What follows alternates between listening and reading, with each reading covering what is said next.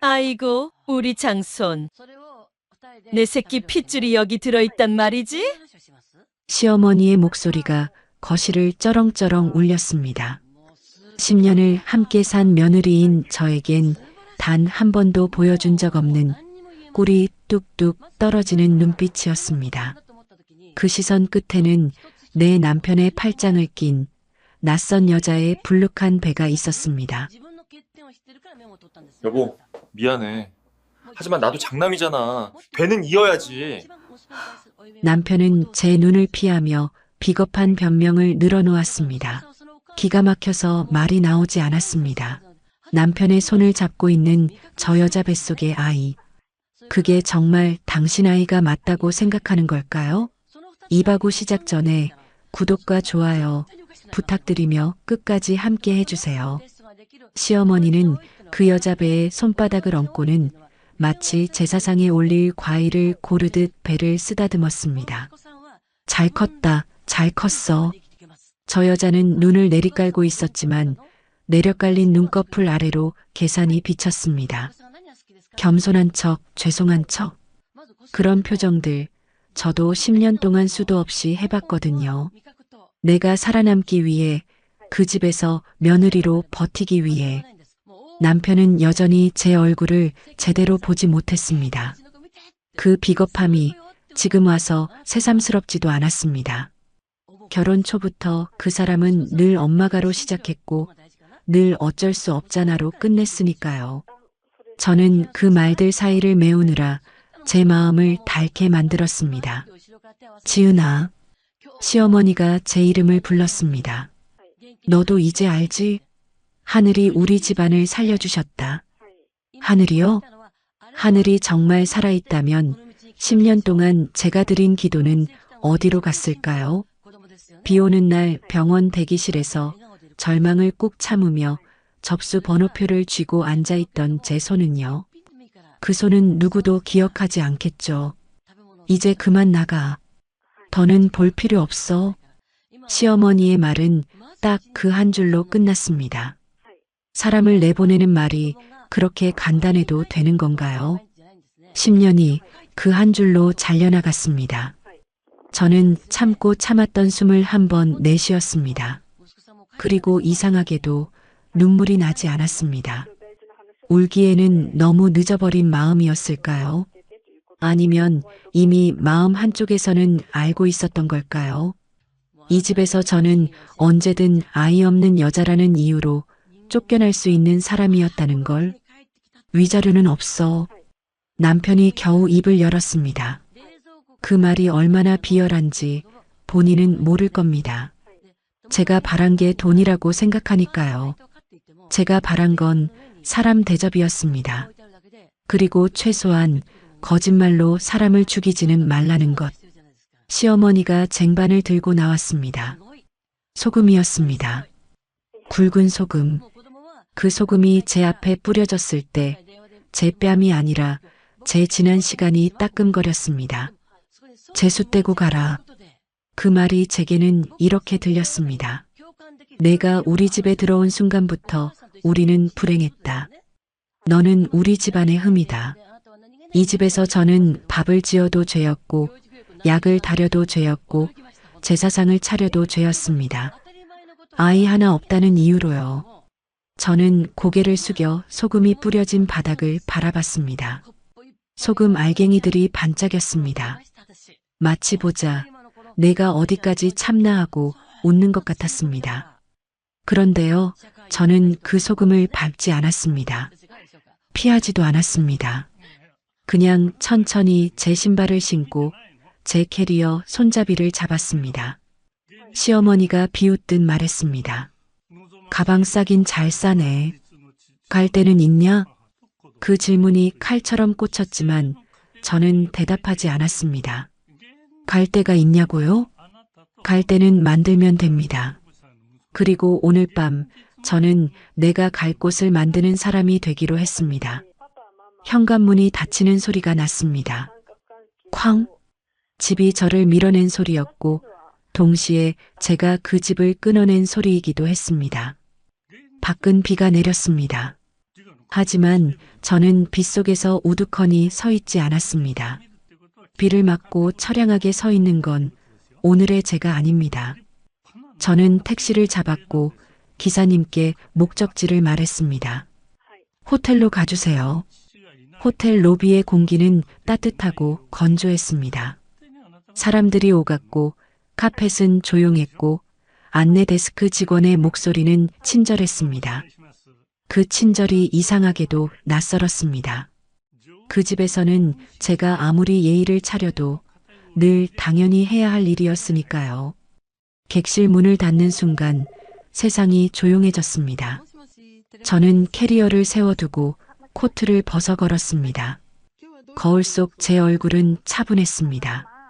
차분한 얼굴이 가장 무서운 얼굴이라는 걸 저는 이제 압니다.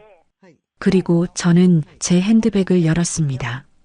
남들이 보기엔 그냥 서류 봉투 하나였을 겁니다. 그런데 제 손에 쥐어진 그 봉투는 10년의 침묵이었습니다. 10년의 참음이었습니다. 10년 동안 제 입술이 닫혀 있었던 이유였습니다. 무정자증, 그 단어를 처음 들은 날을 잊을 수가 없습니다. 병원 복도에서 저는 한참을 울었습니다. 그리고 저의 문제로 아이를 가질 수 없다고 남편에게 말했습니다. 남편은 저의 말에 괜찮아. 우리 둘이 있잖아. 라며 위로해 주었고 그 말이 진심이었기 때문에 더 아팠습니다. 그날 이후로 저는 제 삶의 많은 부분을 포기했지만 한 가지는 지켰습니다. 남편의 자존심. 결국 그 비밀은 제 가슴 속에만 남았습니다. 그런데 오늘 그 사람이 제게 뭘 했죠? 내 연녀를 데려왔습니다. 내가 지켜준 자존심으로 나를 찌른 겁니다. 내가 덮어준 치욕으로 내 얼굴에 침을 뱉은 겁니다. 저는 봉투를 조심히 열어 종이를 꺼냈습니다. 종이는 아주 얇은데 제 손목을 꺾을 만큼 무겁게 느껴졌습니다. 이 종이 한 장이 그 집안의 대라는 신기루를 흔들 수 있습니다. 그리고 그 신기루가 무너질 때 누가 울게 될까요? 휴대폰을 들었습니다. 저장된 이름을 보자 이상하게 손끝이 떨렸습니다. 언니, 브림 클리닉 원장, 그리고 내 고향 선배. 통화 연결음이 길게 들릴수록 제 마음은 더 차갑게 가라앉았습니다. 언니가 전화를 받았을 때 저는 숨을 한번 고르고 말했습니다. 언니 나야. 목소리가 생각보다 담담하게 나와서 저도 놀랐습니다. 울먹일 줄 알았거든요. 그런데 울음은 오늘의 제게 어울리지 않았습니다. 언니는 잠깐 침묵했습니다. 그 침묵 속에서 언니도 무슨 일이 벌어졌는지 알아챈 듯 했습니다. 저는 말했습니다. 그 사람 진료 기록 확인하러 찾아오면 이젠 사실대로 말해줘. 혀끝이 마르는 느낌이 들었습니다. 하지만 멈추지 않았습니다. 나 더는 그 인간 자존심 지켜줄 이유가 없어졌어. 말을 내뱉는 순간 속이 시원하진 않았습니다. 대신 아주 깊은 곳에서 문 하나가 닫히는 소리가 났습니다. 제가 그 집안과 함께 살던 마음의 문이요. 그 문이 닫히자 서늘한 바람이 들어왔고 그 바람이 저를 깨웠습니다. 전화를 끊고도 저는 한동안 휴대폰을 쥔 채로 앉아 있었습니다.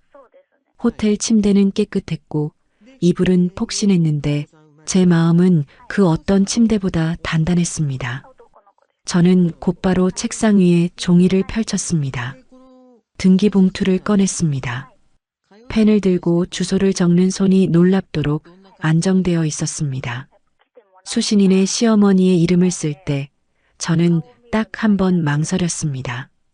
왜냐하면 그 사람도 결국은 아들의 불임을 모르는 채 대만 바라본 여자였으니까요.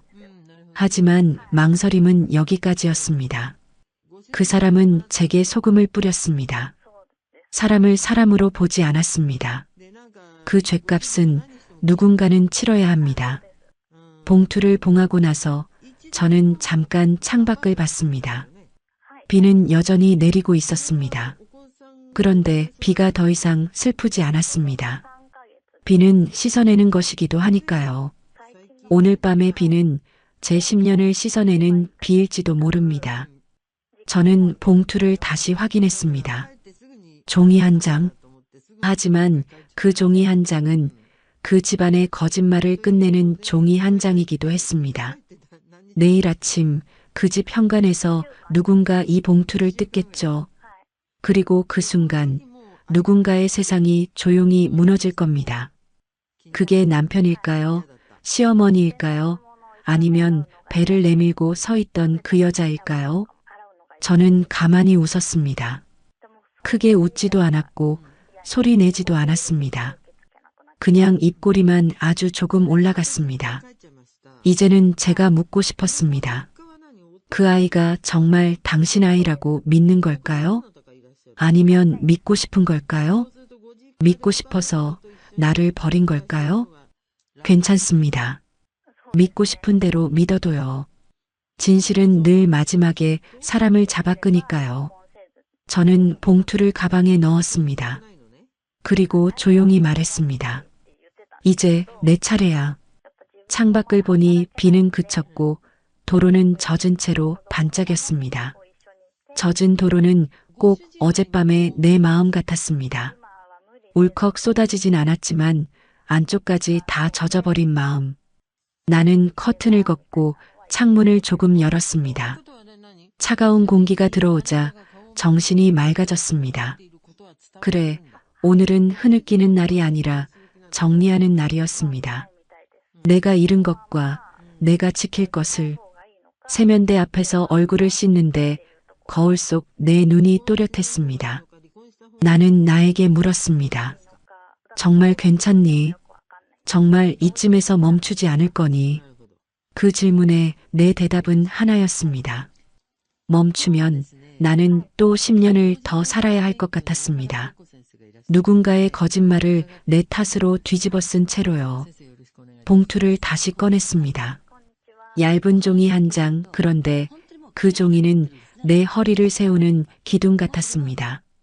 택시를 타고 우체국으로 향했습니다. 차창 밖으로 사람들이 바쁘게 걸었습니다. 나만 멈춘 것 같았던 어젯밤과 달리 세상은 아무 일 없다는 듯이 움직이고 있었습니다. 그게 오히려 고마웠습니다. 세상이 내 불행을 구경하지 않는다는 사실이. 우체국 문을 여는 순간 종이 냄새와 잉크 냄새가 섞여 코끝을 스쳤습니다. 나는 번호표를 뽑고 차례를 기다렸습니다. 이상하게도 그 시간이 길게 느껴졌습니다. 마치 내 인생의 10년이 줄을 서서 내 뒤에서 기다리는 것처럼요. 내 차례가 되자 나는 봉투를 창구에 올려놓았습니다. 직원이 물었습니다. 등기로 보내시나요? 나는 고개를 끄덕였습니다. 내 목소리는 짧고 단단하게 나왔습니다. 네, 등기로요. 등기 접수증을 받는 순간 내 손끝이 아주 조금 떨렸습니다. 겁이 나서가 아니라 이제 되돌릴 수 없어서였습니다. 나는 되돌릴 수 없어서가 아니라 되돌리고 싶지 않아서였습니다. 단지 되돌릴 수 없다는 사실이 내 결심을 더 선명하게 만들 뿐이었습니다. 우체국을 나와 잠깐 벤치에 앉았습니다. 햇빛이 약하게 내려앉았고 나는 그 빛을 손등으로 받았습니다. 10년 동안 나는 햇빛 같은 것을 받아본 적이 있었나? 문득 생각했습니다. 시댁에서는 늘 어둑한 눈치와 축 늘어진 한숨만 받았는데 그때 휴대폰이 진동했습니다. 선배 언니였습니다. 나는 심호흡을 한 번 하고 전화를 받았습니다.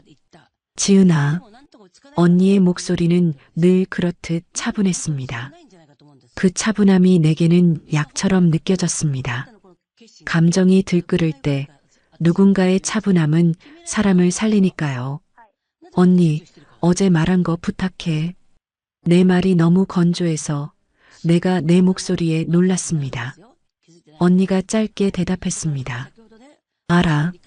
내가 얼마나 참고 살았는지 나도 알아. 그 한마디에 나는 잠깐 목이 막혔습니다. 나는 울고 싶지 않았는데 인정받는 순간 눈물이 올라오더군요. 하지만 나는 삼켰습니다. 지금은 울음이 아니라 방향이 필요했습니다. 언니가 조용히 덧붙였습니다. 그때 내가 비밀로 해달라 했을 때 솔직히 말리고 싶었어.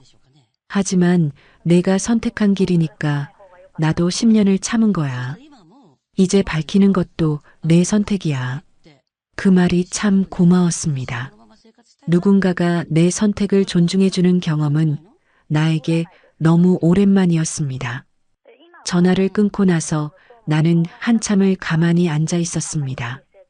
바람이 머리카락을 살짝 건드렸고 나는 그 감각을 느꼈습니다. 내 몸이 아직 살아있다는 느낌. 내가 아직 내 인생을 움직일 수 있다는 느낌. 나는 10년 전을 떠올렸습니다. 그날은 우리 둘이 검사를 받고 결과를 듣기 위해 나란히 앉아 번호표를 쥐고 있던 날이었습니다. 그런데 상담실 문 앞에서 그 사람이 먼저 일어났습니다. 회사에서 급한 전화 왔어.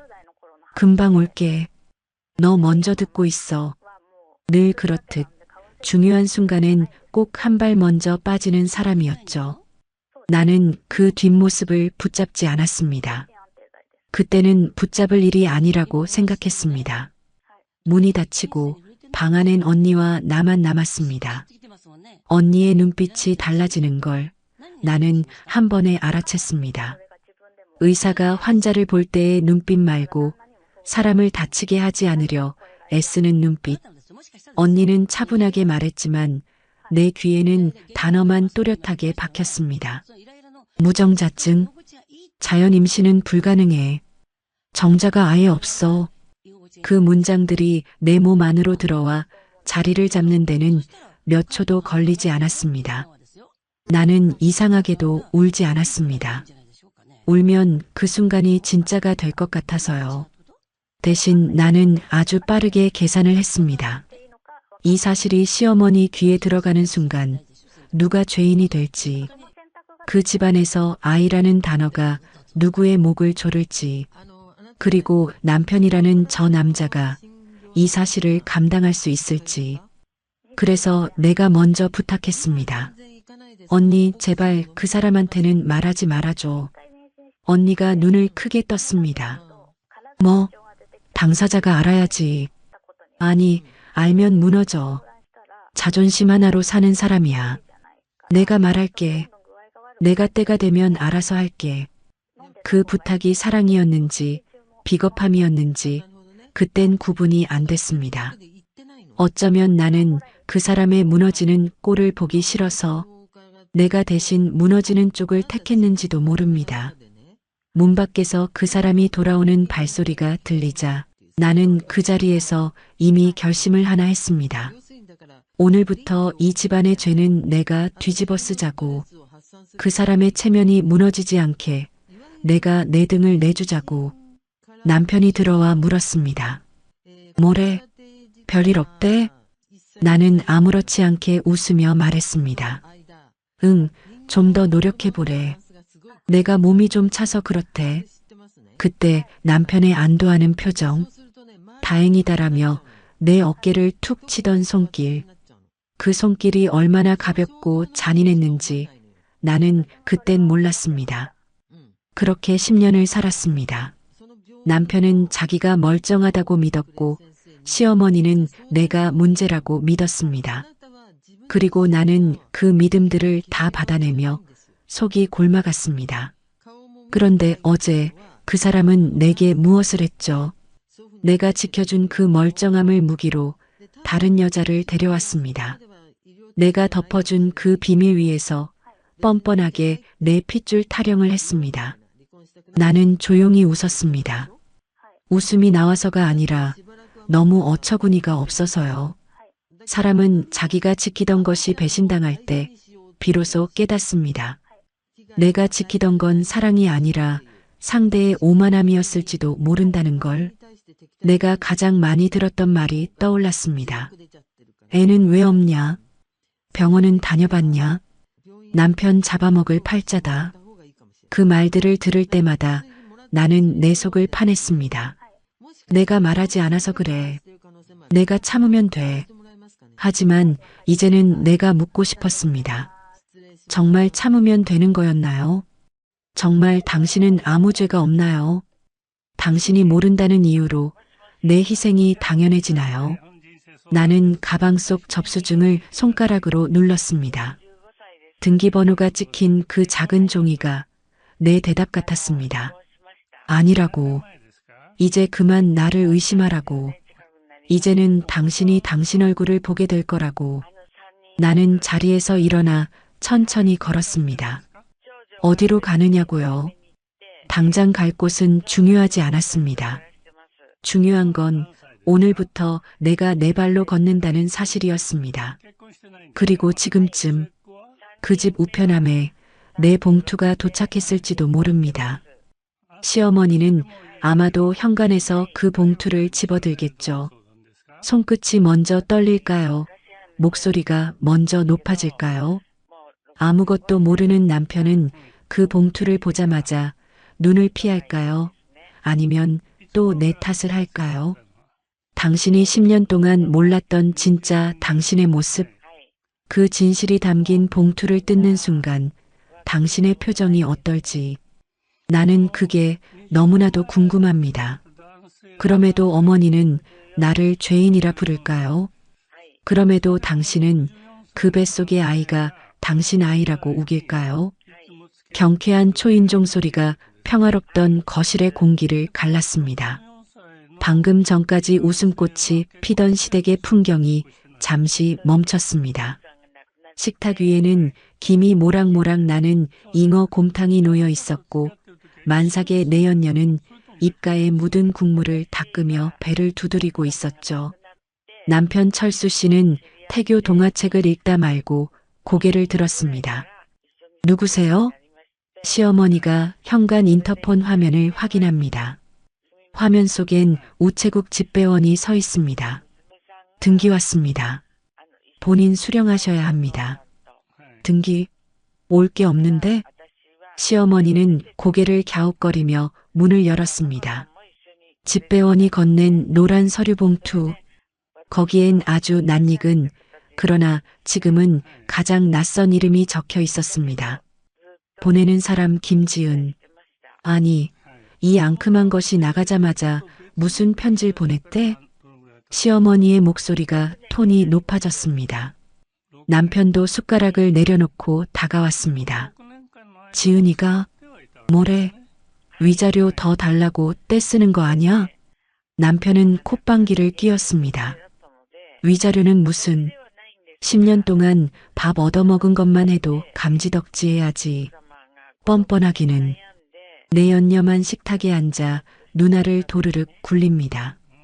그녀의 육감이라는 게 있죠. 불길한 예감, 등골을 타고 흐르는 서늘한 느낌 말입니다.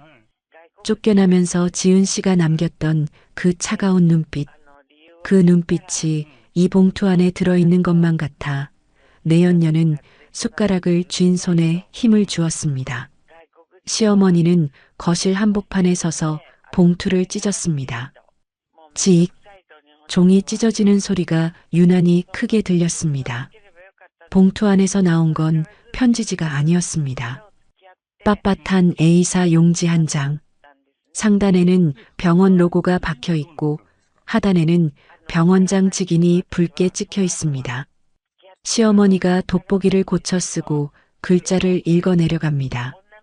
처음엔 건성으로, 그 다음엔 미간을 찌푸리며 마지막엔 입을 딱 벌린 채로 종이를 쥔 손이 파르르 떨리기 시작합니다.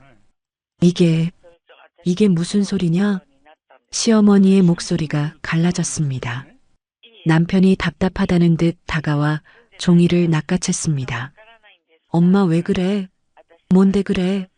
뭐 빚이라도 있다는 거야? 남편의 눈이 진단서에 박혔습니다. 진단서, 환자 성명 박철수, 병명 무정자증, 임상 소견 정액 검사상 정자가 전혀 관찰되지 않음, 고환 조직 검사상 정자 형성 장애 확인, 자연 임신 불가능. 거실에는 시계 초침 소리만 들렸습니다. 철수 씨의 얼굴이 불그락푸르락 변해갔습니다. 이건 자기 이름입니다. 자기 주민등록번호입니다. 그런데 병명이 무정자증? 내가 천하의 박철수가 씨 없는 수박이라니? 이 미친 여자가. 남편이 비명을 지르며 진단서를 바닥에 내동댕이 쳤습니다. 엄마, 이거 다 거짓말이야. 조작이야, 조작. 지은이 이 여자가 쫓겨나니까 앙심 품고 가짜 서류 만들어 보낸 거라고. 그 소리에 내연녀가 움찔하며 배를 감싸 안았습니다. 그녀의 머릿속은 지금 잉어 곰탕보다 더 뜨겁게 끓고 있습니다. 설마 진짜야? 이 남자 진짜 불임이야? 그녀의 동공이 지진 난 듯 흔들립니다. 만약 진짜라면 지금 내 뱃속의 애는 이 남자의 아이라고 철석같이 믿게 만들었는데 남자가 애초에 씨가 없다면 이건 사기입니다. 그녀가 사기를 친 게 아니라 그녀가 사기를 당할 판입니다. 시어머니는 바닥에 떨어진 종이를 다시 주워들었습니다. 손이 덜덜 떨려서 종이가 바스락거렸습니다. 10년 전 날짜. 2016년 5월 12일. 그날을 기억합니다. 아들과 며느리가 같이 난임병원에 간다고 했던 날. 그날 밤 며느리는 혼자 방에 들어와 울었습니다. 어머니, 죄송해요. 제가 몸이 좀 차서 그렇대요. 노력해 볼게요. 그때 아들은 밖에서 담배만 피우고 들어와 엄마, 제 몸보신 좀 시켜줘 하고 말았죠. 시어머니의 머릿속에서 지난 10년의 기억이 뒤엉켰습니다. 매달 생리가 터질 때마다 죄인처럼 고개를 숙이던 며느리. 온갖 용하다는 한약방을 끌고 다니며 구박을 줘도 묵묵히 참던 며느리. 그게 죄송해서가 아니라 아들의 비밀을 덮어주느라 그랬던 거라면 내 아들이 고자라는 사실을 감추기 위해 멀쩡한 제 몸을 죄인으로 만든 거라면 철수야. 시어머니의 목소리가 낮게 깔렸습니다. 평소에 다정한 목소리가 아닙니다. 얼음장 같은 목소리입니다. 너 그때 검사 결과 직접 들었냐? 남편이 펄쩍 뛰었습니다. 아, 들었지. 아니, 그때 회사에서 급한 전화가 와서 내가 먼저 나가고 지은이가 들었나? 그래. 지은이가 나한테 당신은 멀쩡해 그랬어. 분명히 그랬다고. 근데 이제 와서 딴소리 하는 거야. 저게 미쳐가지고. 남편은 억울해서 미칠 지경입니다. 자기는 정말 몰랐습니다. 아니, 믿었습니다. 자기는 건강한 대한민국 남자라고. 술 좀 마시고 담배 좀 피워도 내 씨앗은 튼튼하다고. 그런데 그 믿음이 종이 한 장에 부정당하고 있습니다. 여보, 자기 알지? 내 새끼 맞잖아. 저 여자가 질투나서 우리 이간질하는 거야. 내가 밤에 얼마나 잘하는데 이게 말이 돼? 남편은 내연녀에게 매달렸습니다. 불똥은 내연녀에게 튀었습니다. 내연녀는 지금 인생 최대의 연기력이 필요한 순간입니다. 여기서 조금이라도 흔들리는 모습을 보이면 끝장입니다. 그녀는 눈물을 글썽이며 바르르 떨었습니다. 당연하죠, 철수 씨. 어떻게 그런 끔찍한 거짓말을. 어머님, 언니가 너무해요. 아무리 쫓겨났어도 그렇지. 어떻게 남편을 고자로 만들어요? 우리 튼튼이가 놀라서 발차기 하잖아요. 흑흑. 내연녀의 가련한 눈물 연기에 남편은 힘을 얻었습니다. 봐, 우리 마누라. 아니, 우리 자기도 아니라잖아. 엄마, 이거 당장 찢어버려. 명예훼손으로 고소할 거야. 변호사 불러. 당장 지은이 그년 잡아넣을 거야. 남편은 씩씩거리며 진단서를 찢으려 했습니다. 하지만 시어머니가 그 손을 낚아챘습니다. 나라. 시어머니의 눈은 이제 진단서가 아니라 내연녀의 불룩한 배를 향하고 있었습니다. 의심. 한번 싹트기 시작한 의심은 독버섯처럼 순식간에 자라납니다. 시어머니는 평생을 눈치로 살아온 여자입니다. 며느리의 10년 희생이 거짓말일 리 없다는 직감이 아들의 헛에 가득한 변명보다 더 무겁게 다가옵니다. 만약 이종이가 진짜라면 지금 저 여자가 품고 있는 건 내 핏줄인 장손이 아니라 어디서 굴러먹다 들어온 뻐꾸기 알이라는 소리입니다. 남의 씨를 품은 여자에게 잉어 곰탕을 먹이고 다리를 주물러주고 조강지처를 내쫓고 소금까지 뿌렸다? 이건 대가 끊기는 문제가 아니라 뼈대 있는 집안이 호구 잡히는 문제입니다. 동네방네 망신살이 뻗칠 일입니다. 시어머니가 벌떡 일어났습니다. 그 눈빛엔 더 이상 자애로운 시어머니는 없었습니다. 오로지 핏줄에 목숨 건 깐깐하고 독한 시어머니만 남았습니다. 옷 입어라. 어디 가게? 남편이 멍청하게 물었습니다. 병원 가자. 시어머니가 진단서를 구겨쥐며 소리쳤습니다. 이 종이가 가짜인지 진짜인지 내 눈으로 확인해야겠다. 지금 당장 그 병원 가서 검사 다시 해. 내 놈이 씨가 있는지 없는지 의사놈 멱살을 잡아서라도 확인해야겠으니까. 거실에 천둥이 쳤습니다. 남편은 가면 될 거 아냐. 가서 내가 증명하면 되잖아. 하며 씩씩거렸고 내연녀의 얼굴은 사색이 되었습니다. 내연녀가 배를 부여잡고 신음했습니다. 아야. 배가. 어머님, 저 배가 뭉쳐서 못 움직이겠어요. 저 그냥 집에 있으면 안 될까요? 평소 같으면 아이고, 우리 며느리 누워라. 구급차 불러라. 했을 시어머니가 이번엔 차갑게 쏘아붙였습니다. 넌 집에 있어. 문 잠그고 꼼짝 말고 있어. 내 아들놈 씨가 확인되면 그때 내 뱃속의 것도 다시 보자. 만약 이종이가 진짜면 시어머니는 말을 잇지 못했습니다.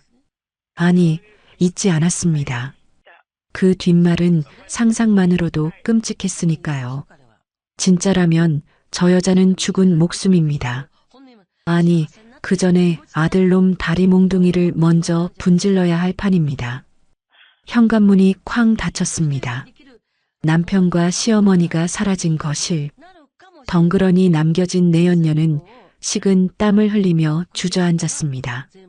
식탁 위의 잉어 곰탕은 식어서 기름이 둥둥 떠 있었고 그녀의 속은 타들어갔습니다.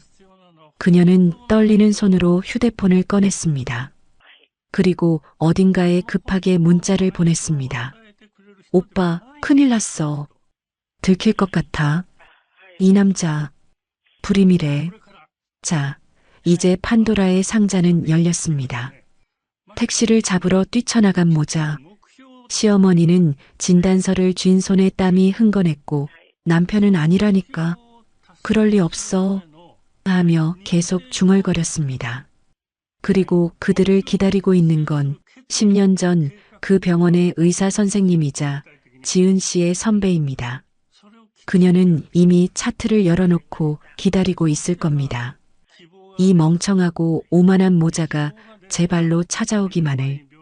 과연 철수 씨는 그 병원 진료실 문을 열고도 계속해서 나는 남자다라고 외칠 수 있을까요? 진료실 문 뒤에는 그가 감당할 수 없는 진실이 웅크리고 앉아 그를 기다리고 있습니다. 병원 자동문이 열리고 시어머니와 남편이 로비로 들이닥쳤습니다. 마치 싸움하러 온 사람들처럼 살기가 등등했습니다. 시어머니는 구겨진 진단서를 쥔 손을 부들부들 떨고 있었고 남편 철수 씨는 얼굴이 붉게 달아올라 씩씩거리며 걷고 있었죠. 어디야? 그 돌팔이 의사 어딨어? 철수 씨의 고함 소리에 대기하고 있던 환자들의 시선이 일제히 쏠렸습니다. 난임 클리닉. 아이를 간절히 원해서 온 부부들이 조용히 기도하는 이곳에 아들을 앞세운 노모의 등장은 그 자체로 불협화음이었습니다. 접수 데스크의 간호사가 그들을 알아봤습니다. 10년 동안 지은 씨가 눈물을 훔치며 드나들던 곳. 간호사들은 이미 알고 있었습니다. 오늘 아침 지은 씨가 원장님께 전화를 걸었다는 사실을요. 박철수 환자분 오셨네요. 간호사의 목소리는 사무적이었지만 눈빛은 싸늘했습니다. 원장님 기다리고 계십니다. 진료실로 들어가세요. 기다려? 작당 모의를 하고 기다렸겠지. 철수 씨는 콧방귀를 뀌며 진료실 문을 거칠게 열어젖혔습니다. 쾅! 문이 벽에 부딪히며 요란한 소리를 냈습니다. 진료실 안, 지은 씨의 고향 선배이자 이 병원 원장인 김선영 의사가 모니터를 보고 있었습니다. 그녀는 놀란 기색 하나 없이 천천히 의자를 돌려 두 사람을 마주했습니다. 그 차분함이 오히려 철수 씨를 더 미치게 만들었습니다. 당신이지? 내 마누라 꼬드겨서 이딴 가짜 진단서 만든 게. 철수 씨가 구겨진 종이를 책상 위에 집어던졌습니다. 내가 고자라고? 웃기지 마. 나 멀쩡해. 감히 누구한테 불임 딱지를 붙여? 남편의 천박한 항변에 김 원장은 눈썹 하나 까딱하지 않았습니다. 시어머니는 입술을 깨물었습니다. 긴 말 필요 없다. 다시 검사해라. 내 눈으로 직접 봐야겠다. 내 아들이 정말 씨가 없는지 아니면 너희들이 내 며느리 편든다고 사기치는 건지. 김 원장은 한숨을 짧게 내쉬고는 마우스를 클릭했습니다. 재검사? 원하시면 해드리죠. 정액 채취실로 가세요. 하지만 그 전에 10년 전 기록부터 보시죠. 대형 모니터에 차트가 떴습니다. 2016년 5월 12일 환자명 박철수, 현미경 영상이 화면을 가득 채웠습니다. 아무것도 없었습니다. 헤엄치는 올챙이 모양의 정자가 바글거려야 할 화면이 텅 빈 우주처럼 까맣고 고요했습니다. 보세요. 김 원장의 손가락이 화면을 가리켰습니다. 정자가 단 한 마리도 없습니다. 활동성이 떨어지는 게 아니라 아예 생산이 안 되는 무정자증입니다. 고환 조직 검사에서도 생식세포가 발견되지 않았습니다. 이건 선천적인 겁니다. 10년 전에도 그랬고 지금도 그렇고 앞으로도 그럴 겁니다. 의학적으로 박철수 씨는 자연 임신이 0%입니다. 철수 씨의 동공이 지진 난 듯 흔들렸습니다. 거짓말. 이거 내 거 아니야. 다른 놈 거랑 바뀐 거야. 그는 화면을 부정하며 뒷걸음질 쳤습니다. 남자의 자존심. 평생 장남으로 대우받으며 살아온 그의 세계가 무너지는 소리가 들렸습니다. 시어머니가 비틀거렸습니다. 그럴 리가. 우리 철수가 얼마나 건강한데. 그럼 10년 전에는 왜 말을 안 했어? 그때는 왜 노력하면 된다고 했어? 김 원장의 눈매가 날카로워졌습니다. 오늘의 하이라이트. 지은 씨가 10년을 참아온 이유를 터뜨릴 시간입니다. 제가 안 한 게 아닙니다. 지은이가 막았습니다. 그날 남편분은 회사 핑계로 자리를 잠시 비웠습니다. 혼자 남은 지은이가 이 결과를 듣고 저한테 빌었습니다. 김 원장의 목소리가 진료실을 울렸습니다. 제발 남편한테는 비밀로 해달라고. 자기 남편 자존심 하나로 사는 사람이라 이거 알면 죽는다고. 시어머니가 알면 남편 기죽어서 어떻게 사냐고. 차라리 자기가 아이 못 낳는 죄인 될 테니 제발 덮어달라고요. 시어머니의 입이 떡 벌어졌습니다. 철수 씨는 넋이 나간 사람처럼 의자에 주저앉았습니다. 10년 전 기억이 주마등처럼 스쳐 지나갑니다. 당신은 건강해. 내가 문제야. 내가 더 노력할게. 지은이의 그 말들. 그때마다 안도하며 그래. 내가 문제라니까 하고 큰 소리쳤던 자신의 모습. 시어머니는 가슴을 쥐어뜯었습니다. 아이고. 그 10년 동안 자신이 며느리에게 했던 짓들이 떠올랐습니다. 밥값도 못하는 년, 때 끊어먹을 년, 온갖 보약을 지어다 먹이며 왜 소식이 없냐고 닥달할 때마다 며느리는 묵묵히 그 쓴 약을 삼켰습니다. 남편의 허물을 덮어주기 위해 시어머니의 독서를 온몸으로 받아낸 겁니다. 김 원장은 쐐기를 박았습니다. 지은이 스트레스로 조기 폐경 올 뻔했습니다. 그런데 두 분 지은이 쫓아내셨다면서요? 소금까지 뿌리면서 김 원장의 입가에 비릿한 조소가 걸렸습니다. 자, 이제 의학적 소견은 끝났습니다. 박철수 씨는 아이를 못 만듭니다. 그럼 이제 두 분이 답을 하셔야겠네요.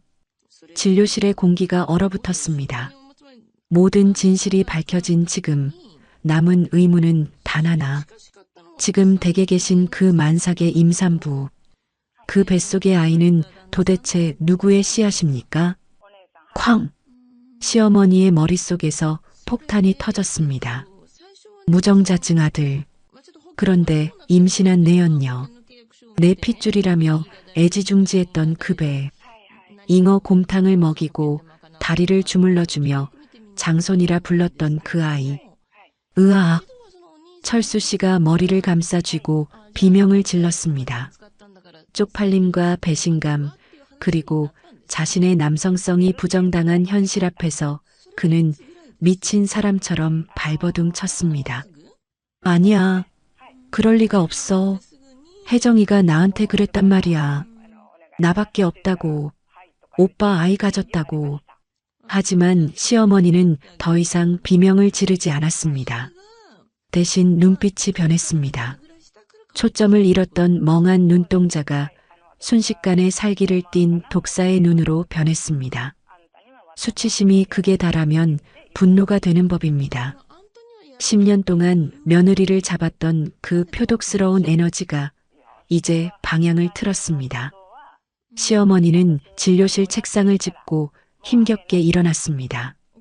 그리고 바들바들 떨던 손을 꽉 쥐었습니다. 일어나라. 철수 씨가 훌쩍거리며 엄마를 쳐다봤습니다. 엄마, 나 어떡해. 나 진짜 고자야? 짝! 시어머니의 손바닥이 다 큰 아들의 등짝을 후려갈겼습니다. 병신 같은 놈, 쪽팔린 줄이나 알아라. 지 마누라가 지 허물 덮어주는 줄도 모르고 어디서 근본도 없는 년을 끌어들여. 시어머니의 목소리는 낮고 차가웠습니다. 마치 지옥에서 기어 올라온 악기의 목소리 같았습니다. 가자. 어디? 집으로. 시어머니가 진료실 문을 향해 걸어갔습니다. 그 뒷모습에서 시커먼 연기가 피어오르는 것 같았습니다. 가서 확인해야지. 내 곰탕 처먹고 배 두드리고 있는 그년. 누구 씨를 배에 넣고 내 아들을 호구 만들었는지 그 백가죽을 벗겨서라도 확인해야겠다. 김 원장은 차갑게 그들의 뒷모습을 바라봤습니다. 진료비는 수납하고 가세요. 의료보험 안 됩니다. 병원 복도를 걸어나가는 시어머니의 발걸음 소리가 쿵, 쿵, 쿵 울렸습니다. 그건 단순한 발걸음이 아니었습니다. 집안에 숨어있는 뻐꾸기를 잡으러 가는 사냥꾼의 발걸음이었습니다. 지금 그 시각, 집에 혼자 남은 내연녀는 무엇을 하고 있을까요? 아마 불길한 예감에 짐을 싸고 있거나 도망칠 궁리를 하고 있겠죠. 하지만 늦었습니다. 독이 바짝 오른 시어머니와 자존심이 짓밟혀 눈이 뒤집힌 남편이 택시를 탔으니까요. 택시기사가 백미러로 힐끔거릴 만큼 두 사람의 표정은 사람이 아니었습니다. 아저씨, 밟으세요. 시어머니가 으르렁거렸습니다.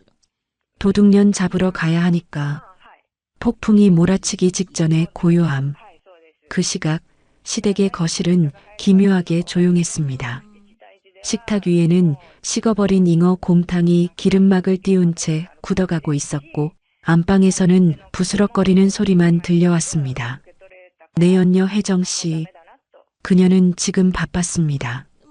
방금 전 남편 철수 씨에게 보냈던 문자, 오빠, 큰일 났어에 답장이 없었거든요. 보통 때라면 무슨 일이야, 당장 갈게 하며 호들갑을 떨었을 위인이 전화를 해도 받지 않고 문자도 씹습니다. 그녀의 동물적인 감각이 경보를 울렸습니다. 들켰다. 그녀는 배가 뭉친다는 핑계로 누워있는 척하다가 시어머니가 나가자마자 벌떡 일어났습니다. 그리고 시어머니의 장롱 문을 열었죠. 시어머니가 아끼던 순금 쌍가락지와 패물들. 그녀는 그것들을 닥치는 대로 자신의 명품 가방에 쓸어 담았습니다. A씨, 이 멍청한 놈이 불임일 줄은 몰랐네. 그녀가 중얼거렸습니다. 그녀의 뱃속에 있는 아이, 당연히 철수 씨의 아이가 아닙니다. 술김에 하룻밤 실수로 생긴 아빠 얼굴도 가물가물한 아이였죠. 호구 하나 잡아서 팔자 고치려 했는데 하필 잡은 호구가 씨 없는 수박이라니. 그녀는 혀를 차며 현금 다발까지 챙겼습니다. 그때였습니다. 도어락 버튼 누르는 소리가 들렸습니다. 평소보다 훨씬 거칠고 빠른 템포였습니다. 문이 열리는 소리. 하지만 다녀왔습니다 하는 인사는 없었습니다. 혜정 씨는 가방을 등 뒤로 숨기고 재빨리 침대 위로 몸을 날렸습니다. 그리고 세상에서 제일 아픈 표정을 지으며 배를 감싸쥐었죠. 배야. 어머님 오셨어요?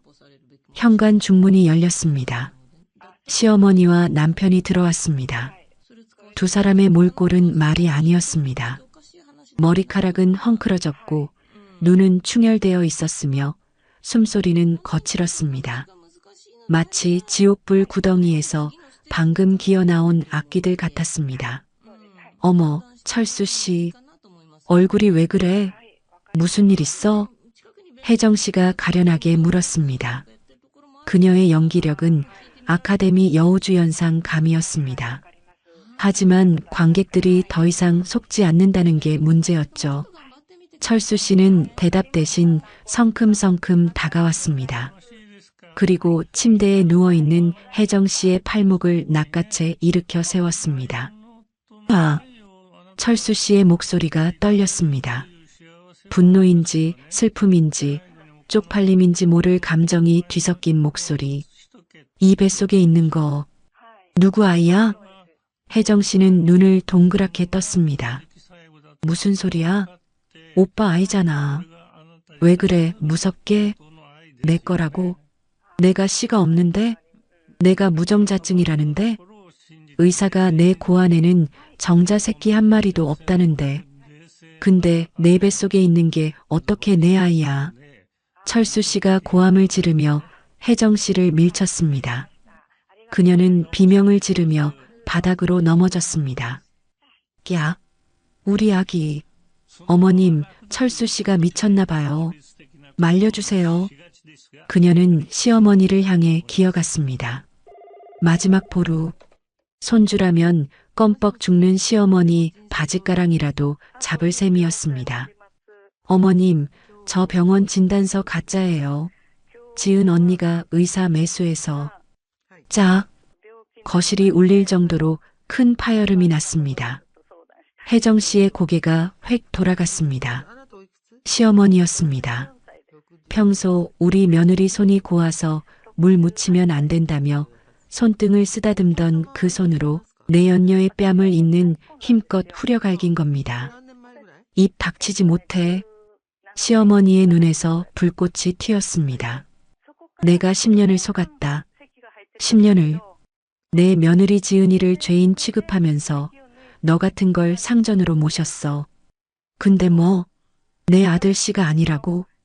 감히 근본도 없는 게 어디서 굴러먹던 씨앗을 품고 들어와서 내 집안을 능욕해? 시어머니는 더 이상 참지 않았습니다. 그녀는 혜정 씨의 머리채를 휘어잡았습니다. 아, 이거 나요. 이 미친 할망구가. 혜정 씨도 본색을 드러냈습니다. 머리채가 잡히자마자 어머님에서 할망구로 호칭이 바뀌었죠. 뭐, 할망구. 그래, 나 미쳤다. 너 오늘 제삿날인 줄 알아라. 시어머니는 혜정 씨를 질질 끌고 거실로 나왔습니다. 거실 바닥에는 아까 먹다 남은 과일 껍질이며 태교 동화책이 널려 있었습니다. 그 평화롭던 풍경 위로 두 여자의 육탄전이 벌어졌습니다. 이 사기꾼년, 내 곰탕 뱉어내. 아, 놓으라고. 내 아들이 고자인 걸 어쩌라고. 나도 피해자야. 멀쩡한 놈인 줄 알고 붙었더니 씨 없는 놈인 줄 누가 알았냐고. 혜정 씨의 입에서 나온 그 말. 씨 없는 놈. 그 말이 철수 씨의 귀에 꽂혔습니다. 철수 씨의 이성이 끊어지는 소리가 들렸습니다. 뚝. 으아. 철수 씨는 괴성을 지르며 식탁을 엎어버렸습니다. 와장창.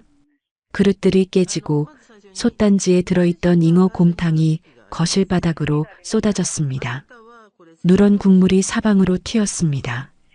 시어머니의 얼굴에도, 내연녀의 명품 원피스에도, 철수 씨의 바지에도 비린내가 진동했습니다.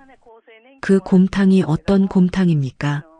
지은 씨가 10년 동안 한 번도 못 얻어먹은 오로지 장손을 위해 시어머니가 새벽부터 고아낸 정성의 결정체. 그것이 지금 더러운 구정물이 되어 바닥을 흐르고 있었습니다. 마치 이 집안의 꼬라지처럼요. 너 지금 뭐라 그랬어? 고자? 철수 씨가 깨진 그릇 조각을 밟으며 다가왔습니다. 눈이 뒤집힌 남자를 본 혜정 씨는 공포를 느꼈습니다. 머리채 잡힌 건 둘째 치고 맞아 죽을 수도 있겠다 싶었죠. 그녀는 시어머니의 팔을 물어뜯었습니다. 아! 시어머니가 비명을 지르며 손을 놓은 사이 혜정 씨는 짐 가방을 챙겨 들었습니다. 하지만 가방이 열려있던 탓에 훔친 폐물들이 바닥으로 쏟아졌습니다. 짤랑짤랑. 다이아몬드 목걸이, 순금 쌍가락지, 현금 다발.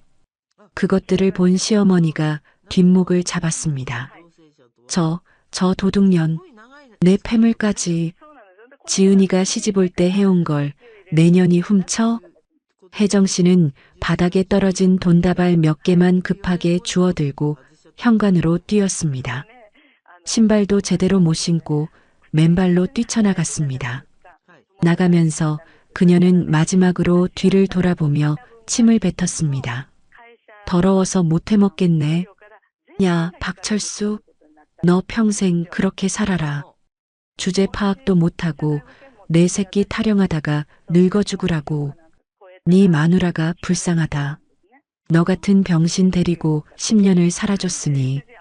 쾅! 현관문이 닫혔습니다.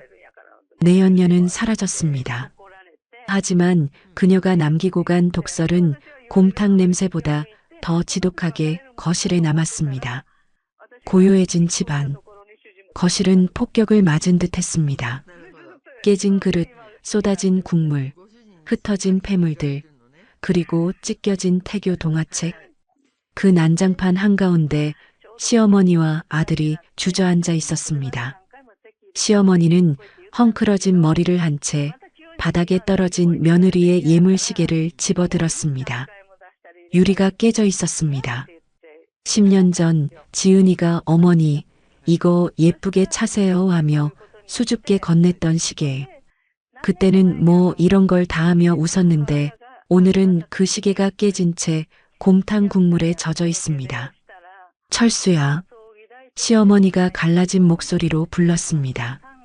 철수 씨는 대답이 없었습니다. 그저 무릎을 꿇고 앉아 자신의 빈 사타구니 쪽을 멍하니 내려다볼 뿐이었습니다. 남성성을 부정당하고 사기당하고 조롱당한 남자의 등은 쪼그라들 대로 쪼그라들어 있었습니다. 우리가 무슨 짓을 한 거냐? 시어머니의 입에서 탄식이 흘러나왔습니다. 10년 동안 묵묵히 밥상을 차리던 며느리. 자기가 아이를 못 낳는 게 아닌데도 남편 기죽을까봐 죄송해요 하며 고개를 숙이던 며느리. 소금을 맞으면서도 어머니 건강하세요라는 눈빛을 남기고 떠난 며느리. 그 진짜 보석을 내치고 똥물을 뒤집어 쓴 꼴이 되었습니다. 지은이 어디 갔냐? 시어머니가 허공에 대고 물었습니다. 하지만 대답해 줄 사람은 아무도 없었습니다. 이 집에는 이제 며느리의 온기가 단 한 줌도 남아있지 않았으니까요. 그때 거실 바닥에 굴러다니던 찢어진 등기 봉투가 눈에 들어왔습니다. 보내는 사람 김지은. 그 이름 석자가 이제는 저승사자의 명부처럼 보였습니다.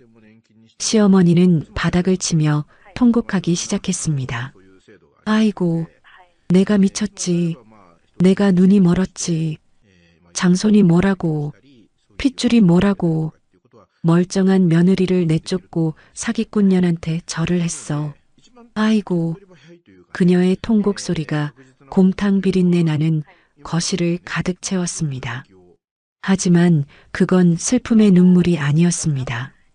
자신의 어리석음에 대한 분노, 그리고 닥쳐올 미래에 대한 공포의 눈물이었습니다. 이제 며느리가 알게 될 테니까요.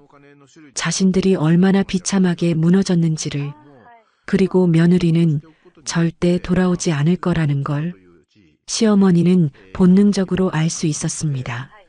자기가 뿌린 소금밭 위로 다시 걸어 들어올 바보는 세상에 없다는 거요.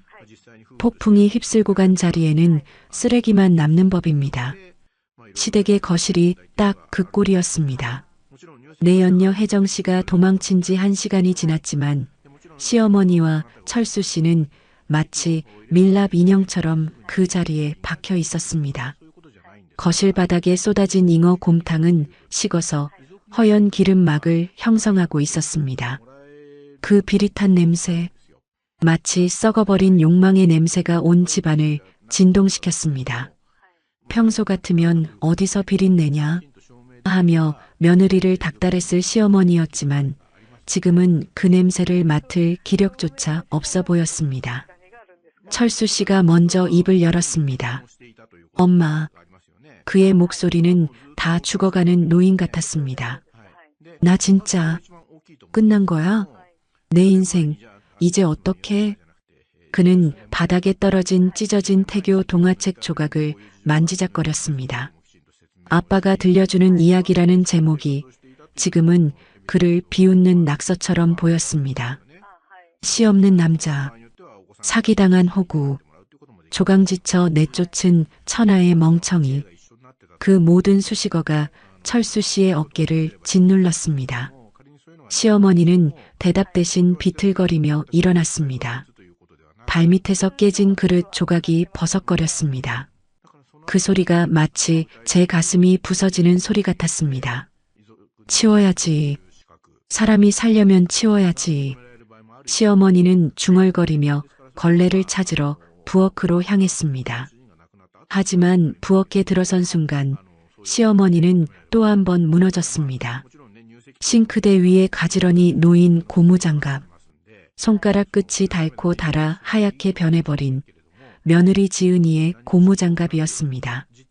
아이고, 시어머니는 그 장갑을 붙들고 주저앉았습니다. 10년입니다. 강산도 변한다는 그 10년 동안 이 부엌의 주인은 시어머니가 아니라 며느리였습니다. 명절이면 전 부치느라 허리 한번 못 펴고 제사 때면 새벽부터 일어나 탕국을 끓이던 그 뒷모습, 어머니 간 좀 봐주세요 하며 수줍게 웃던 그 얼굴. 시어머니는 냉장고 문을 열었습니다. 혹시나 며느리가 해둔 반찬이라도 있을까봐. 냉장고 안에는 며느리가 쫓겨나기 전날 밤 꾹꾹 눌러 담아둔 밑반찬 통들이 탑처럼 쌓여 있었습니다. 장조림, 멸치볶음, 시어머니가 좋아하는 오징어 젓갈, 뚜껑마다 붙어있는 견출지에는 어머니 드실 것이라는 글씨가 또박또박 적혀 있었습니다. 지은아, 이 미련한 년아. 시어머니는 반찬통을 끌어안고 통곡했습니다. 왜 이렇게 바보같이 착해 빠져서 사람 속을 뒤집어놔. 그녀는 이제야 알았습니다. 자신이 버린 것은 아이 못 낳는 며느리가 아니라 이 세상에서 유일하게 자신을 어머니라고 진심으로 불러주던 가족이었다는 것을 내연녀 혜정이가 어머님하며 콧소리를 낼 때 느꼈던 그 가식적인 달콤함이 사실은 독이 든 사탕이었다는 것을 거실에서 철수 씨가 비명을 질렀습니다. 엄마, 내 통장, 내 도장? 안방에서 뛰쳐나온 철수 씨의 손이 덜덜 떨렸습니다. 그년이 혜정이가 다 가져갔어. 현금이랑 비상금이랑 다 털어갔다고. 시어머니는 헛웃음을 지었습니다. 다 털어가라고 해라. 내 놈씨도 없는데 돈이 무슨 소용이냐? 엄마, 왜 틀린 말 했냐? 우리가 눈이 멀어서 굴러들어온 복을 차버리고 도둑년한테 안방을 내줬잖아. 시어머니는 걸레를 집어던지고 수화기를 들었습니다. 손가락이 제멋대로 떨려 번호를 누르기도 힘들었습니다. 지은이 번호, 단축번호 1번은 늘 아들이었고 2번은 며느리였습니다. 아들이 전화를 안 받으면 야, 철수 뭐하냐? 하고 닥달하기 위해 저장해 둔 번호였죠. 하지만 오늘은 그 번호가 동아줄처럼 보였습니다. 뚜뚜뚜. 신호음이 길게 이어졌습니다. 받아라. 제발 받아라. 지은아, 애미다. 내가 잘못했다. 시어머니는 허공에 대고 빌었습니다. 제발 한 번만 목소리를 들려달라고. 그 차분하고 낮은 목소리로 네, 어머니 한 번만 해주면 당장이라도 무릎 꿇고 빌 수 있을 것 같았습니다. 하지만 전화는 연결되지 않았습니다. 고객님의 요청으로 당분간 착신이 정지되어 아니, 정지가 아닙니다. 차단입니다. 소금 뿌려 내쫓은 시댁의 번호를 며느리가 남겨둘 리가 없죠. 으흐흑. 시어머니는 수화기를 놓고 바닥을 쳤습니다. 바닥에 말라붙은 곰탕 국물이 끈적하게 손에 묻어났습니다. 그 끈적임이 마치 자신이 저지른 죄악처럼 느껴져 시어머니는 소스라치게 놀라 손을 닦아냈습니다. 하지만 아무리 닦아도 며느리의 빈자리는 닦이지 않았습니다. 그 시각 저는 어디에 있었을까요? 도심이 내려다 보이는 호텔 15층 창가. 저는 하얀 샤워 가운을 걸치고 소파 깊숙이 몸을 묻고 있었습니다. 제 앞에는 잉어 곰탕 대신 따뜻한 허브차 한 잔과 샌드위치가 놓여 있었습니다. 아주 소박한 저녁 식사였습니다. 하지만 이 식탁에는 시어머니의 잔소리도 남편의 쩝쩝거리는 소리도 없었습니다. 물 떠와라, 국이 짜다 하며 제 숟가락질을 멈추게 하던 타박도 없었습니다. 오로지 찻잔에서 피어오르는 김과 잔잔한 클래식 음악만이 공간을 채우고 있었습니다. 샌드위치를 한 입 베어 물었습니다. 맛있었습니다. 눈물 젖은 빵이 아니라 해방의 맛이 나는 빵이었습니다. 지난 10년 시댁 식구들 밥 차려주느라 서서 밥을 먹거나 남은 찬밥을 물에 말아먹던 기억이 스쳐갔습니다. 늘 남이 남긴 것, 식은 것, 모양 없는 것만 제 차지였는데 오늘 이 샌드위치는 온전히 저만을 위해 만들어진 따뜻하고 예쁜 모양이었습니다. 휴대폰 화면이 반짝거렸습니다. 부재중 전화 시어머니 12통, 부재중 전화 남편 5통, 메시지 여보, 내가 잘못했어. 제발 전화 좀 받아줘. 엄마가 쓰러지셨어. 뻔한 레퍼토리. 엄마가 쓰러지셨어. 10년 동안 저 말에 얼마나 많이 속았었나요? 철수 씨가 술 먹고 늦게 들어올 때도 시댁 행사에 부려먹을 때도 그들은 늘 어머니의 건강을 인질로 잡았습니다. 내가 속 썩여서 엄마 혈압 올랐잖아. 그 말 한마디면 저는 죄인이 되어 약을 다리고 죽을 쑤어야 했습니다. 하지만 이번엔 다를 겁니다. 진짜로 쓰러지셨을지도 모르죠. 아들이 고자라는 사실을 알았고 며느리한테 속았다고 생각할 테고 무엇보다 그 아끼던 폐물과 돈을 사기꾼에게 털렸을 테니까요. 혈압이 오를 만도 합니다. 그래서 뭐 어쩌라고요. 저는 픽 웃으며 차단 버튼을 눌렀습니다. 손끝 하나로 세상이 조용해졌습니다. 쓰러지셨다고요? 글쎄요, 병원 가서 링거라도 맞으시겠죠. 제가 끓인 전복죽보다는 링거가 효과가 더 좋을 겁니다. 이제 그 병수발은 제 몫이 아닙니다. 그 대단하신 아드님이 하시겠죠. 창밖을 바라봤습니다. 비가 그친 밤하늘은 맑았고 도시의 불빛은 별처럼 빛났습니다. 아, 조용하다. 제 입 밖으로 소리내어 말해봤습니다. 제 목소리가 이렇게 맑았다는 걸 저는 처음 알았습니다. 늘 죄송합니다. 네, 알겠습니다. 잘못했습니다 하며 기어들어가던 목소리가 아니었습니다. 유리에 비친 제 얼굴을 봤습니다. 화장기 없는 맨 얼굴.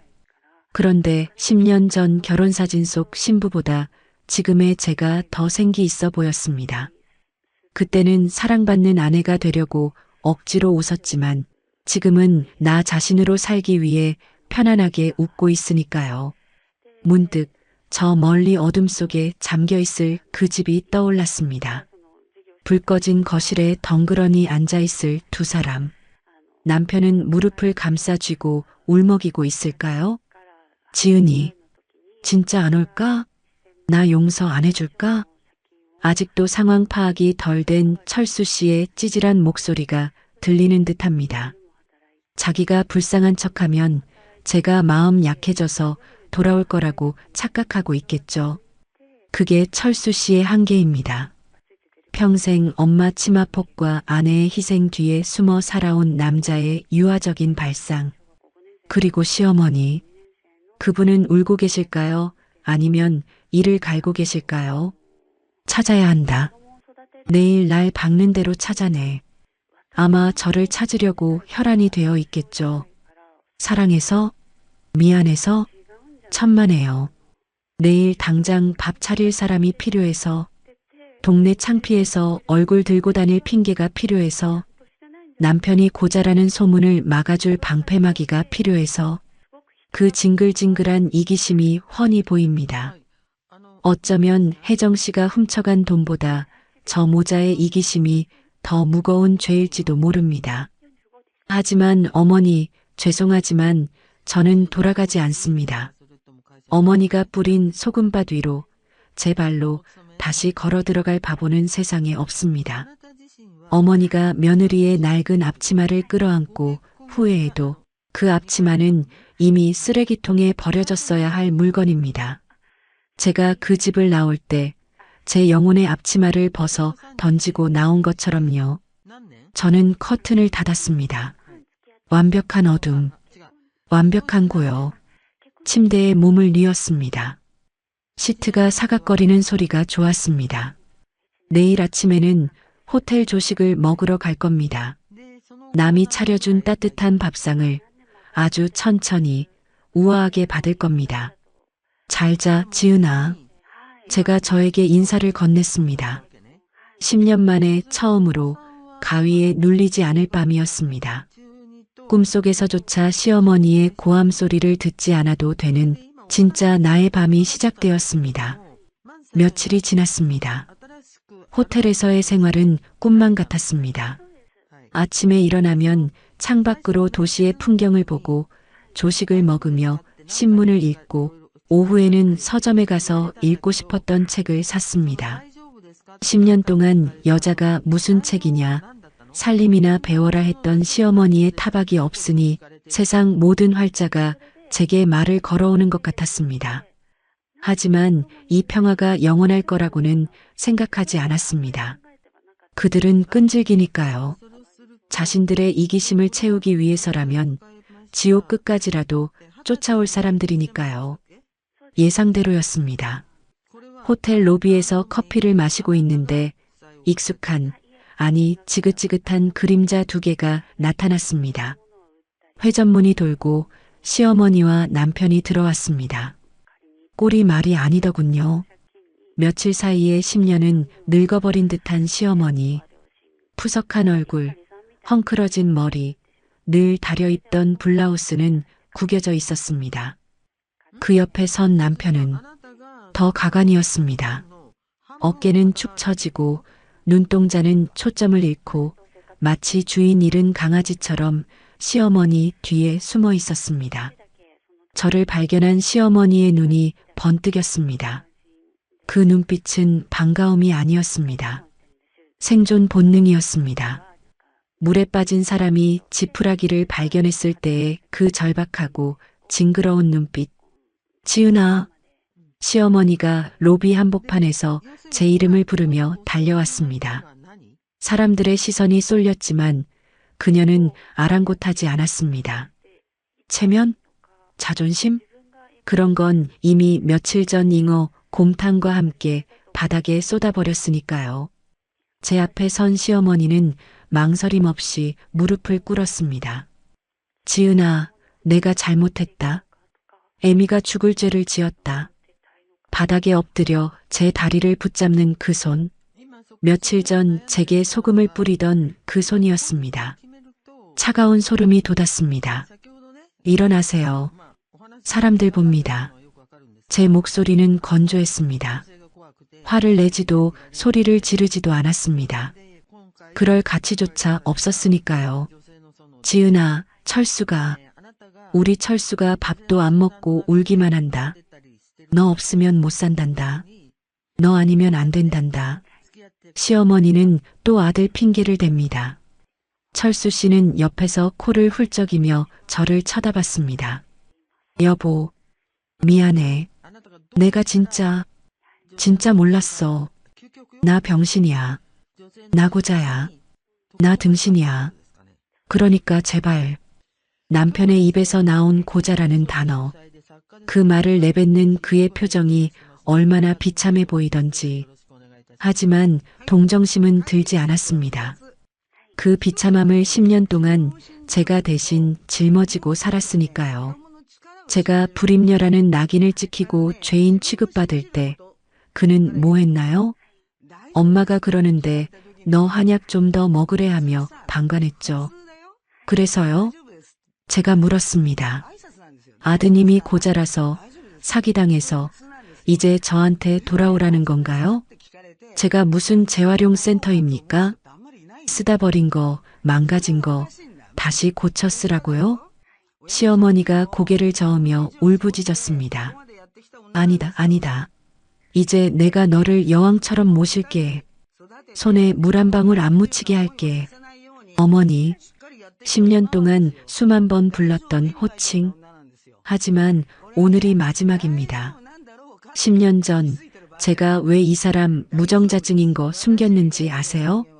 시어머니가 눈물 콧물 범벅이 된 얼굴로 저를 올려다봤습니다. 어머니가 무서워서가 아니었어요. 이 사람 자존심이 불쌍해서도 아니었어요. 우리가 가족이라고 생각해서였어요. 가족이니까 서로의 허물을 덮어주는 게 맞다고 생각했어요. 그래서 제 배를 째는 심정으로 제 입을 꿰매버렸던 거예요. 저는 숨을 한번 골랐습니다. 가슴 깊은 곳에서 뜨거운 것이 올라왔지만 눈물로 흘려보내지 않았습니다. 그런데 어머니는 저를 가족으로 생각하셨나요? 아니요. 어머니에게 저는 대 있는 도구, 밥하는 식모, 감정 쓰레기통이었을 뿐이에요. 고장난 도구라고 버리셨죠? 소금까지 뿌려서 재수 없다고. 지은아, 내가 미쳤었어. 네, 미치셨었죠. 손주 욕심해요. 그래서 그 근본도 모르는 여자 배를 쓰다듬으며 저를 내쫓으셨죠. 그 여자가 사기꾼인 줄도 모르고. 저는 핸드백에서 봉투 하나를 꺼냈습니다. 이혼 서류였습니다. 이미 변호사 통에 작성해둔 깔끔한 서류. 도장 찍으세요. 위자료는 필요 없습니다. 대신 제가 10년 동안 그 집에서 일한 노동가 청구할 겁니다. 최저시급으로 계산해도 꽤 될 겁니다. 아드님 불임 치료비 명목으로 쓴 돈까지 합치면 집 한 채 값은 나오겠네요. 철수 씨가 서류를 받아들고 덜덜 떨었습니다. 여보, 진짜 이혼이야? 우리 좋았잖아. 좋았어? 당신만 좋았겠지. 나는 지옥이었어. 저는 시어머니를 내려다봤습니다. 어머니가 그토록 원하시던 손주잖아요. 혜정 씨 뱃속에 든 그 아이. 남의 씨라도 사기꾼 자식이라도 어머니가 끔찍하게 아끼시던 장손 자리였잖아요. 찾아가서 비세요. 그 여자한테 다시 들어오라고 하세요. 그래서 그 핏줄 정성껏 키워보세요. 어머니 소원대로 대가 끊기지는 않겠네요. 피가 섞였든 안 섞였든 그 말을 듣는 순간 시어머니의 얼굴이 흑빛으로 변했습니다. 남의 씨를 키우라니. 혈통에 목숨 거는 노인에게 이보다 더 큰 저주는 없을 겁니다. 하지만 그건 제가 만든 저주가 아닙니다. 본인이 자초한 업보죠. 안 된다. 지은아, 제발. 시어머니가 제 발목을 놓지 않으려 발버둥 쳤습니다. 저는 구두 끝으로 그녀의 손을 밀어냈습니다. 매몰차게요? 아니요. 정당하게요. 이거 놓으세요. 제 옷 구겨집니다. 저 이제 누구의 며느리도 누구의 아내도 아닙니다. 저는 김지은입니다. 제 이름 석자로 살 겁니다. 저는 뒤로 돌았습니다. 호텔 회전문을 향해 걸어갔습니다. 등 뒤에서 시어머니의 통곡 소리가 들려왔습니다. 아이고, 지은아, 가지 마라. 내가 잘못했다. 철수야, 잡아라. 철수 씨의 울음 섞인 목소리도 들렸습니다. 지은아, 여보, 나 버리지 마. 하지만 저는 한 번도 돌아보지 않았습니다. 돌아보면 제가 흘린 10년의 눈물이 저를 잡을 것 같아서요. 아니, 돌아볼 이유가 없었습니다. 제 앞에는 환한 햇살이 비치고 있었으니까요. 회전문이 돌고 저는 호텔 밖으로 나왔습니다. 상쾌한 바람이 불어왔습니다. 며칠 전 비 오는 밤, 쫓겨나던 때와는 다른 바람이었습니다. 이 바람은 저를 어디론가 데려가 줄 겁니다. 제가 가고 싶은 곳으로요. 주머니 속에서 진동이 울렸습니다. 선배 언니였습니다. 지은아, 잘 해결됐어? 응, 언니. 끝났어. 완벽하게. 고생했다. 이제 내 인생 살아. 고마워. 이제는 나를 위해 살려고. 전화를 끊고 저는 하늘을 올려다봤습니다. 눈부시게 파란 하늘. 구름 한 점 없는 그 하늘이 제 10년을 보상해 주는 것 같았습니다. 저는 택시를 잡았습니다. 어디로 모실까요? 기사님의 질문에 저는 1초의 망설임도 없이 대답했습니다. 공항으로요. 10년 동안 잊고 있었던 꿈. 여행. 나 혼자 떠나는 목적지 없는 여행. 캐리어 하나 들고 떠나는 제 모습이 유리창에 비쳤습니다. 그 여자 참 멋져 보였습니다. 택시가 출발했습니다. 백미러 속으로 호텔 로비가 멀어졌습니다. 그 안에서 시어머니와 남편은 여전히 바닥을 치며 울고 있겠죠. 평생을 후회 속에서 서로를 원망하며 살아가겠죠. 그게 그들의 벌입니다. 제가 내린 벌이 아니라 그들 스스로가 만든 감옥. 저는 창문을 열었습니다. 바람이 머리카락을 흩트려 놓았지만 상관없었습니다. 이제 저는 자유니까요. 안녕. 나의 지옥. 저는 속삭였습니다. 그리고 웃었습니다. 진짜 웃음이었습니다. 오늘의 이바구는 여기까지입니다. 끝까지 함께 해주셔서 감사드리며 구독과 좋아요 눌러주시면 놀라운 인생 사연들을 누구보다 먼저 무료로 만나보실 수 있습니다.